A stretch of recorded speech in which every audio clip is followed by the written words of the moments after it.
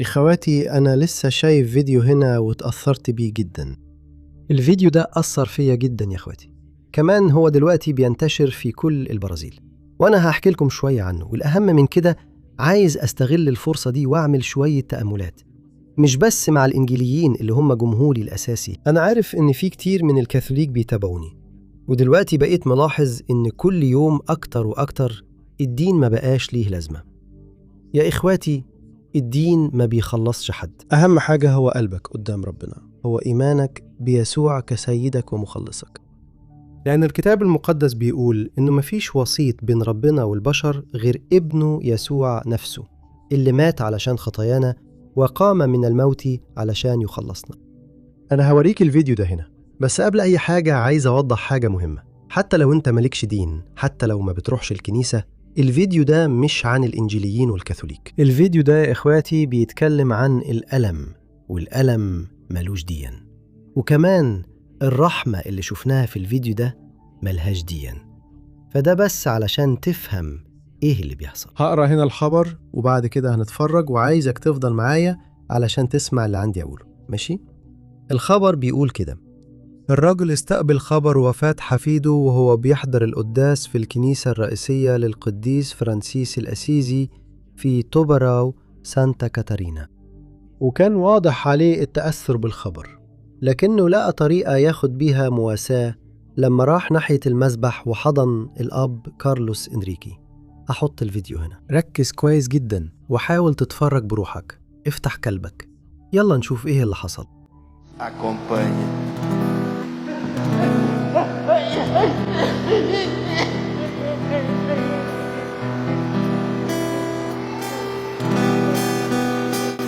أنا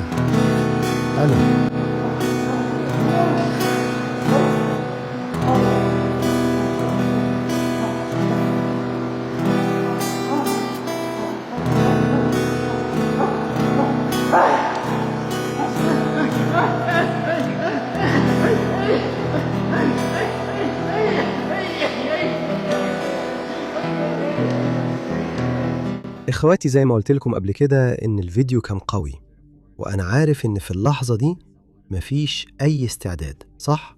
عشان تستقبل خبر زي ده. ولو أنت مش عارف، في الحقيقة حفيد الراجل ده هو اللي أنهى حياته بنفسه، فتعازي ليه ولكل عيلته.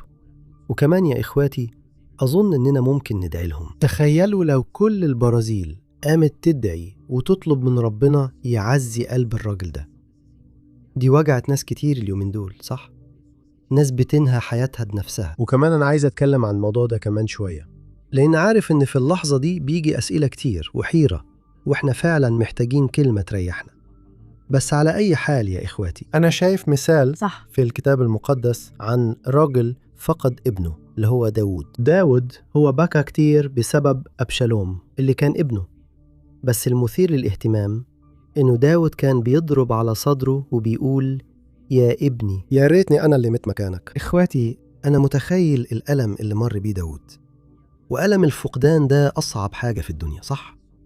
بس اللي فعلا حاسس بده هو اللي بيمر بالحزن، اللي بيسمعني دلوقتي وفقد حد غالي. هو اللي عارف قد إيه الموضوع مؤلم، صح؟ بس عارفين إيه اللي لاحظته؟ إن تصرف الأب ده هو نفس التصرف اللي كان يسوع هيعمله مع أي حد بيعاني في اللحظة دي. لأن هنا الأب ما طلبش من الراجل ده ينزل، وما قالش له يستنى لحد نهاية القداس. وعشان كده كل احترامي للأب ده، لأن يسوع كان هيعمل كده يا إخواتي. يسوع دايما كان بيقف عشان يساعد أي حد بيعاني. فكر كده في الأناجيل لما بنشوف مثلا الأعمى بارتيماوس، الرجل ده بدأ ينده على يسوع وبيصرخ له: يا ابن داود ارحمني. وفي نفس اللحظة يسوع وقف. مع إن أصحاب الأعمى كانوا بيقولوا له يسكت، يسوع ما عملش كده. يسوع استجاب وشفى الراجل ده. وفي يوم تاني وهو ماشي وكان حواليه ناس كتير، فجأة لقى نفسه قدام جنازة. كانت أرملة من مدينة ناين. الست دي فقدت جوزها، ودلوقتي كانت بتدفن ابنها الوحيد. في نفس اللحظة رحمة يسوع هي فعلت قوة ربنا، والولد ده قام من الموت قدامها على طول. يا اخواتي، يسوع عمره ما بيسيبش ده يعدي كده. هو بيسمع صرخة المحتاجين ورغبة اللي بيبكوا. افتكرت كمان مثال هنا عن ست كل الناس يعرفوها، صح، اللي هي مرثا. مرثا كان عندها شرف إن يسوع يكون في بيتها مع أختها مريم، فاكرين ده؟ وفي اللحظة دي مرثا اتحمست قوي، صح؟ كانت عايزة تقدم أحسن حاجة ليسوع، وفجأة يسوع ناداها وقال لها: مرثا مرثا، انت مشغولة وقلقانة على حاجات كتير قوي، بس كان المفروض تكوني هنا عند رجليا تتعلمي مني زي أختك ماريا. الغريب يا إخواتي إن في الأول بنشوف مرثا مش مهتمة قوي بوجود يسوع، لكن لما جات الصعوبة وخبطت على بابها، الموت دخل بيتها عن طريق أخوها لازارو. الكتاب المقدس بيحكي إنه لما لازارو تعب إخواته بعتوا يندهوا على يسوع، لكن حصلت شوية حاجات في السكة. يسوع شفى ناس تانية، ولما يسوع وصل للعزا، لأن كل الناس كانت بتعيط جامد وكان بقاله كام يوم، وساعتها مرثا أخيرا فهمت أهمية وجود يسوع وراحت عند رجليه وابتدت تقول له: يا رب لو كنت هنا أخويا ما كانش مات. يعني في اللحظة دي مرثا كانت يائسة، وأخيرا فهمت أهمية وجود يسوع وقالت: يا رب لو كانت حضرتك معانا هنا ما كانش أي حاجة من ده حصلت. أخويا، عارف إيه أكتر حاجة مدهشة؟ يسوع ما لمش مرثا. كان ممكن يقول لها: شايفة، أنت ما قدرتنيش قبل كده، ودلوقتي لما بقيتي في مشكلة جيتيلي، صح؟ لا يا أخواتي خالص. يسوع قال لها: يا مرثا، لو أمنتي هتشوفي مجد الله. ويسوع بعد كده أقام أخوها وأخو مريم. يا إخواتي، إحنا محتاجين نتعلم حاجة. الكنيسة لازم تكون مستشفى أكتر من إنها تكون محكمة. اللي أنا شايفه النهاردة للأسف الشديد، صح، هو إن كتير من الكنائس النهاردة عايشة علشان تدين الناس التانية، كأن عندنا الحق نحكم على الناس، كأننا قضاة. طبعا يا إخواتي، إحنا ممكن نحكم على تصرفات الناس، وده موجود في الكتاب المقدس، بس ما ينفعش نحكم على قلب الإنسان. وعارفين يا إخواتي، إحنا بنلاحظ حاجة في الفيديو ده، إن الراجل ده جري بسرعة في حضن الآب علشان ياخد تعزيته. يمكن في ناس هتقول: يا قسيس هو غلط هنا، كان المفروض يدور على ربنا، لأن الإنسان مش هيقدر يرد على صلواتك، وده حقيقي يا إخواتي. بس في أوقات الناس بتكون محتاجة حضن وبس. وعارفين إيه اللي أنا بشوفه كتير في الكنائس؟ إحنا بنحب نحل الأمور بسهولة. ساعات بنفتكر إن كلمة بسيطة أو آية بنقولها وخلاص تكفي، بس أوقات الشخص بيكون محتاج وجود، محتاج اهتمام. أمين. أنا افتكرت دلوقتي الراجل المشلول اللي كان قاعد على باب الهيكل، فاكرينه؟ وفجأة جه بطرس ويوحنا، وما كانش معاهم فلوس يدوها للرجل ده كصدقة، لكن قالوا له: باسم يسوع قوم وامشي. والراجل ده اتشفي تماما في اللحظة دي. بس أكتر حاجة شدتني إنه كان دايما بيطلب صدقة على باب الهيكل. ليه الراجل ده ما كانش بيروح لوسط المدينة؟ فين كان ممكن يكون فيه بنوك وتجارة؟ ليه كان واقف عند باب الهيكل؟ أكيد كان بيفكر كده: طالما الناس دي بتتكلم كتير عن ربنا وبتتكلم عن محبة ربنا، أنا متخيل إن المحبة كمان موجودة في قلوبهم، وأكيد هيحبوا يساعدوني. يا إخواتي، ده اللي ناس كتير بتفكر فيه، عارفين؟ الحمد لله على كده، ولازم يفضلوا يفكروا كده. أيوة، في الكنائس اللي بيتكلموا فيها عن المحبة واللي بيبشروا فيها عن ربنا العظيم ده، هيلاقوا هناك الراحة وكلمة توجيه وتشجيع. بس يا أخواتي، للأسف ناس كتير بتصدق كده، وفي الآخر بيتصدموا وبيتأذوا عشان مش بيلاقوا المحبة دي. فدي كانت نقطة تانية حبيت أشاركها معاكم، وعايزكم تفكروا في حاجة دلوقتي. تخيلوا إن في حد بيمر بوقت حزن وهو واقف في العزاء، بس هو متألم جدا وبيعيط جامد لدرجة إنه مش فاكر كلام القس أو الكاهن، لكنه فاكر كويس قوي الناس اللي كانوا جنبه واللي حضنوه، اللي فضلوا معاه في اللحظة الصعبة دي. كل ده يا أخواتي لأن لما بنكون متألمين، الكتاب المقدس بيقول بوضوح: ابكوا مع الباكين، أمين، وافرحوا مع الفرحين. فده مبدأ كتابي لازم نرجع نطبقه، يعني ما ينفعش نقول إننا بنروح الكنيسة وإحنا مش بنطبق الكلام ده. أمين. كمان ودلوقتي عايز أتكلم عن وفاة الحفيد ده، طبعا بكل احترام، وزي ما قلت لكم في الوقت ده الشخص ساعات بيحس بالذنب جدا، أو بيبقى عنده أسئلة كتير. الأيام اللي فاتت دي أنا قابلت بنت فقدت ابنها بنفس الطريقة اللي حصلت مع الراجل ده. وبعدين يا إخواتي بدأت أفكر في شوية حاجات شايف إنها مهمة جدا إنكم تعرفوها. أول حاجة إن الوقت ده مش وقت حكم على حد، ده وقت رحمة. مفيش فايدة إنك تجيب كلام في اللاهوت، مفيش فايدة إنك تحاول تعظ الشخص أو تحاول توريله إن اللي أنهى حياته بنفسه ما راحش الجنة راح النار. يا إخواتي إحنا ما ينفعش نحكم على حد، وهوريكوا ليه. أنا مش هنا بأي شكل من الأشكال بشجع على كده. يا أخي لو في حد منكم بيسمعني دلوقتي وبيفكر يعمل كده، إحنا هنصلي كمان شوية وهنطلب من ربنا يشيل الكلام ده من قلبك ومن عقلك. آمين. بس اللي عايز أقوله هو الآتي: الكتاب المقدس بيتكلم عن راجل اسمه يونس، وكان نبي من عند الرب، لكنه انحرف عن الطريق. عارف لما بنقابل ناس بعدوا عن الإيمان، ناس ما بقوش على الطريق الصح، يونس كان الراجل ده. وبعدين خد قرار مصيري، هو عمل العكس بالظبط من اللي ربنا طلبه منه. ربنا قال له يوعظ في مدينة اسمها نينوى، وهو راح في الاتجاه العكسي وركب مركب، وفجأة حصلت عاصفة قوية، والرجالة اكتشفوا إن يونس هو سبب العاصفة دي، وكل ده علشان ربنا ما كانش عايز يونس يعصى. فالبحارة رموا يونس في البحر، ورحمة ربنا وصلت ليونس لدرجة إن سمكة كبيرة قوي بلعته. ولما كان جوه بطن السمكة قعد هناك 3 أيام و3 ليالي. ولما كان خلاصا على آخر حياته وفي اللحظة الأخيرة دعا ربنا بدعاء بسيط. شوف مكتوب إيه في سفر يونس الإصحاح 2 الآية 7.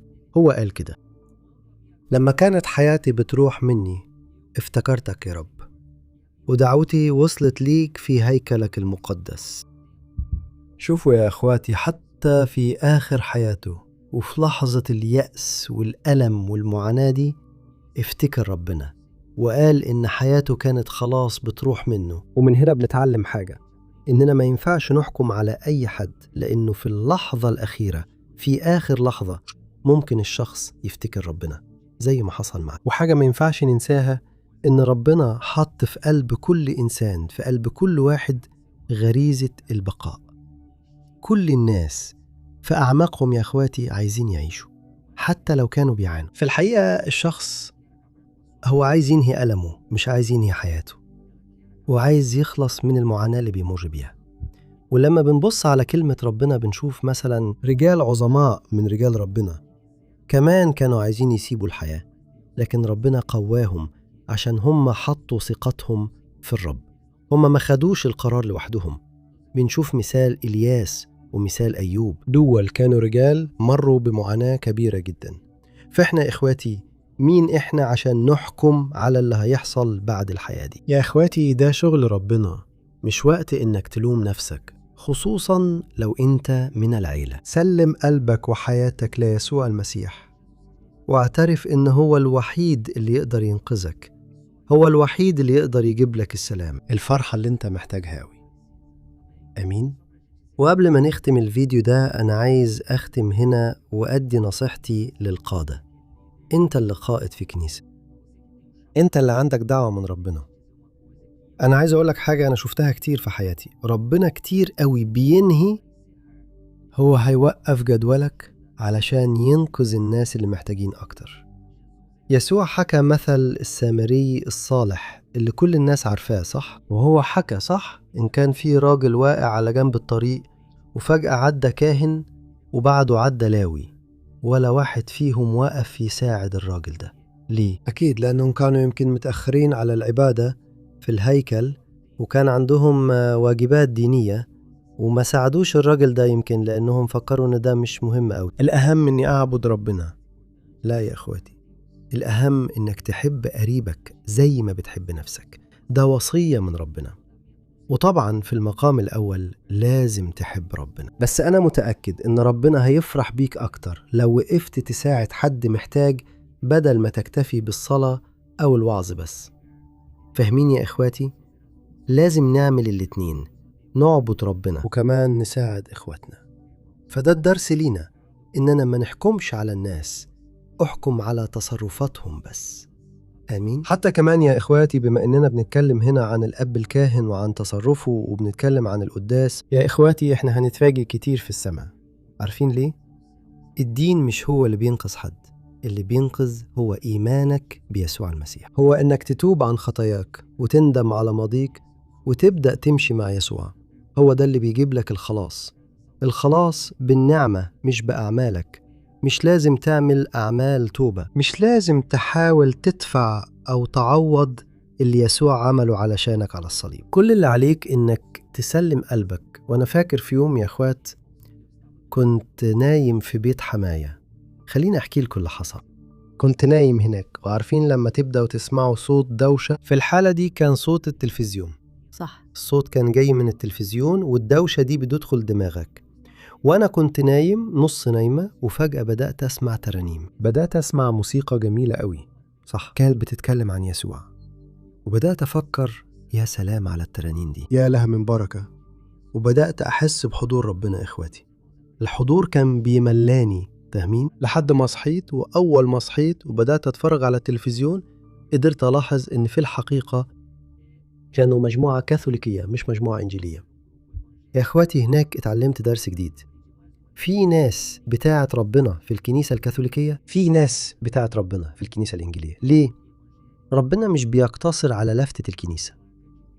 طبعا يا إخواتي، الحقيقة هي الكتاب المقدس، ولازم الوعظ يكون من الكتاب المقدس. وأنا بنصحك تروح مكان فعلا بتوعظ فيه بالكتاب المقدس، لأن الكتاب المقدس لازم يكون فوق التقاليد وفوق رأي الإنسان. بس يا إخواتي، إنك قدرت أتعلم مرة تانية إن ربنا مش محدود بأي حاجة أرضية. ربنا بيركز هنا في القلب وعلى الإيمان بيسوع وبس. آمين. طيب، إحنا هنصلي دلوقتي. أنا مش عارف اسم الراجل ده، بس عايزك ترفع صلاة دلوقتي علشانه وعلشان عيلته. متخيل إن الوقت ده صعب جدا ومؤلم. وبعد الفيديو شارك الفيديو بعد الصلاة دي. أنا عارف إن في ناس كتير محتاجة تسمع كلمة وتسمع التأملات اللي قلتها هنا في الفيديو. ماشي؟ يلا نصلي.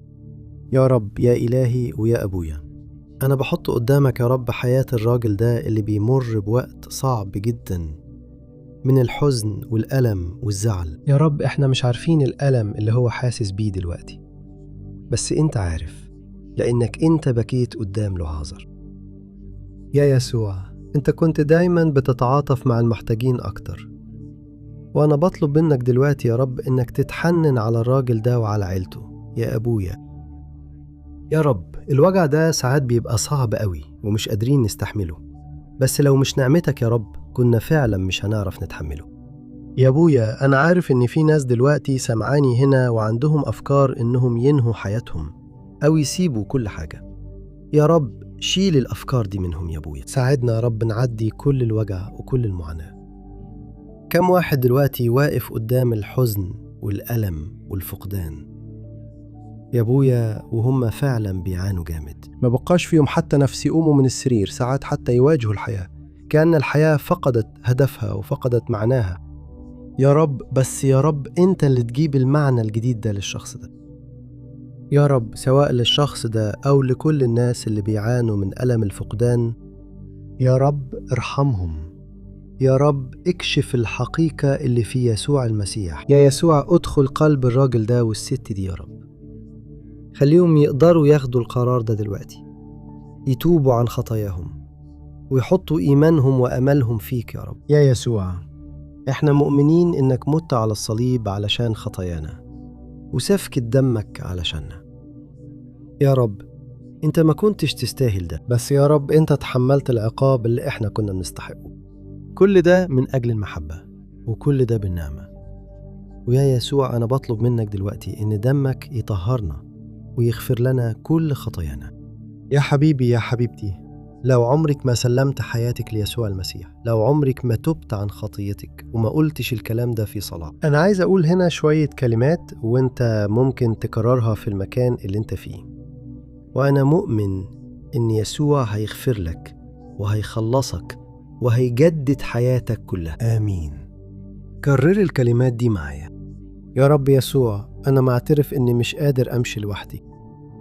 أنا معترف إني خاطئ، وبسبب اختياراتي عملت الشر قدام عينيك.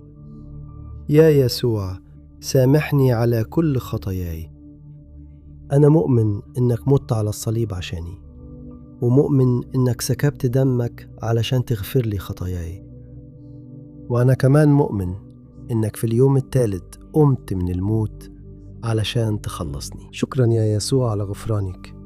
أنا بقبله بالإيمان. أنا بتنازل عن كل التقاليد العائلية. أنا بتنازل عن كل الماضي بتاعي وكل حاجة كنت فاكر إنها ممكن تخلصني، وبحط إيماني فيك أنت وبس، لأنك أنت الوحيد اللي متت عشاني وقمت من الموت علشان تخلصني. أنا بطلب منك يا رب اكتب اسمي في سفر الحياة، واديني من سلامك وفرحك ورجع لي حياتي كلها. باسمك يا يسوع أنا بصلي وبشكرك. آمين. المجد لله. يا رب اقبل يا أبانا الصلاة دي اللي أولادك صلوها. آمين. دلوقتي أنا مؤمن يا إلهي إنك أمين وسمعت كل صلاة منهم. أنا بطلب منك دلوقتي يا أبانا إن الرسالة دي النهاردة توصل لأكبر عدد من الناس، وإن ناس أكتر وأكتر تتلمس وتوصلهم الرسالة، وإن اسمك يتعظم قدام الكل دايما. باسم يسوع أنا بصلي وبشكرك. آمين. المجد لله.